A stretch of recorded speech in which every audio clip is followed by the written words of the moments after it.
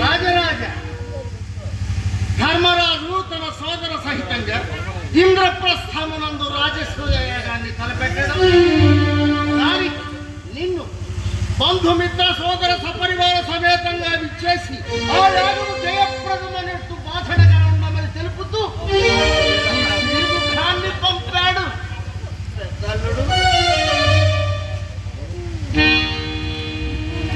ఏమి విచిత్ర శ్రీముఖము! అవిక్ర పరాక్రమంలో మనకు సాటిరాని ఆ పాండవులు, ఏకచక్రపురములో వీధి వీధి తిరుపమెత్తి పొట్ట పోసుకున్న పాండవులు నేడు యాగ కార్యారుడులవుతాయా? దీనికంతటికి ప్రథమ కారణం ఆ శ్రీకృష్ణుడే. శ్రీకృష్ణుడే యాగములకు నాంది. ఇది అక్కడ వాళ్ళ పరిస్థితి. ఇక మన దివాణాల్లో భీష్మ, ద్రోణ మొదలగు వారు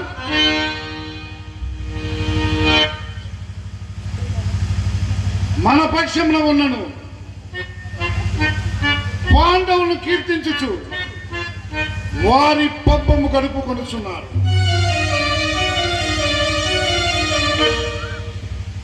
ఈ సమయమున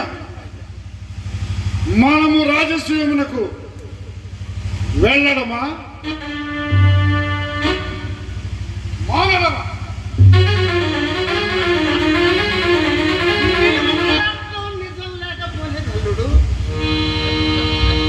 క్షాత్ర పుట్టుక పుట్టిన తదుపరి ఎదటి వాడు ఏ తంత్రంతో ఎదురుపడినా నిర్భయంగా ఎదుర్కోవడమే క్షాత్ర ధర్మం. నీ మనసుల శంకమాని తదుపరి కర్తవ్యాన్ని ఆలోచించు. మామా, ఈ రాజసూయ ప్రస్తావన ధర్మజునిదా లేక మాజల వారి శ్రీకృష్ణునిదా? ధర్మం ధర్మం అని దేవురించి ఆ ధర్మతనయునికి ఆలోచన లేదు. ఎవరు గోత్రం మనం గొద్దానుకో ఆ నల్ల గొల్లని వల్ల ఇప్పుడు మనం వారి ఎత్తుకు పై ఎత్తు వేసి వారిని చిత్తుగా అనిచావలే.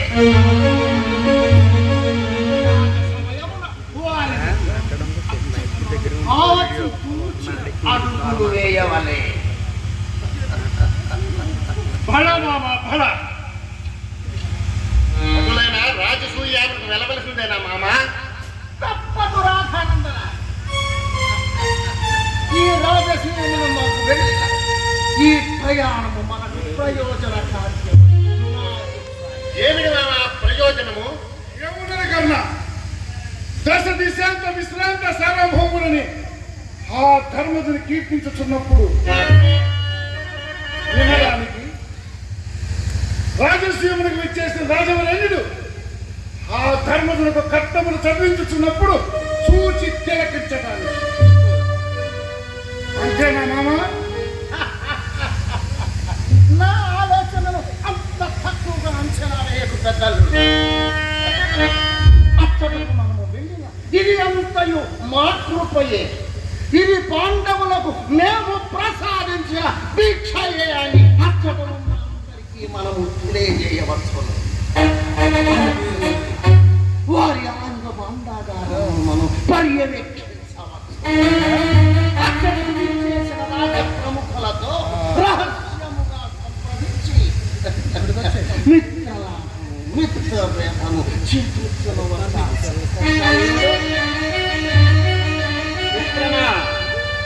శకుని మామ ఆలోచన కూడా యోచించవలసినదే సుమా.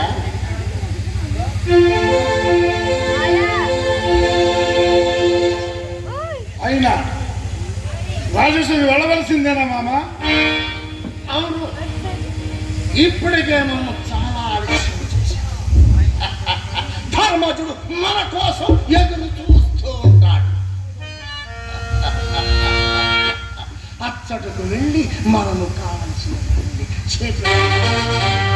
ఇది మన తక్షణ కర్తవ్యం. ఫల మామా ఫల. మీ నిర్ణయమే మాకు అవశ్య కర్తవ్యం. దుశ్శాసన, యుద్ధ ప్రసవన వెళ్ళటకు మన దర్పములకు తగినట్లుగా సాయుధ బలను సిద్ధం చేయి. ఈ సుయోధన సార్వభౌముడు శత సోదర పర్యవేక్షతుండై యుద్ధ ప్రసవన విజయం చేస్తున్నాడని ఆ పాండవులకు తెలియజేయి.